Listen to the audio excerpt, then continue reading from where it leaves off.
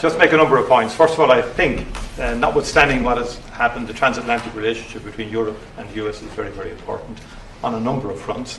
And I think we've had issues over the last year or two, but we settled them. And I think many of these leaders engage with you, particularly on trade initially. Remember all the fuss last year, but we got a landing zone between Europe and the US, and I think we can get a landing zone again. And I think I just met with Keir Starmer last week. The British-Irish relationship is a very important one.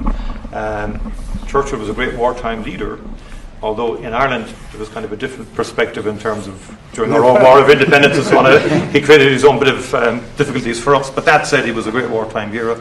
Keir Starmer has done a lot to reset the Irish-British relationship. I just want to put that on the record.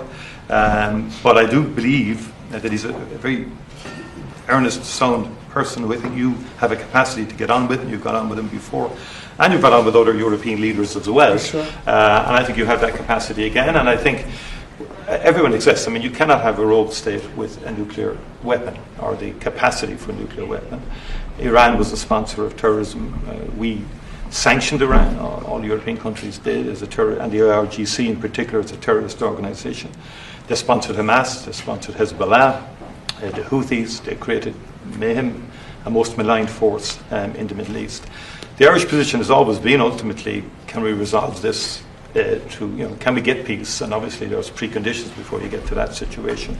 We had our own conflict, which went on for 30 years, and we learned a lot from that in terms of how to try and bring about peace. And I think I've listened to you in terms of, you're correct, I mean, our hearts go to the Iranian people who have been repressed and suppressed for so many years, culminating in that savage murder of thousands and thousands of Iranians some months ago. No one was in a position to do anything about that.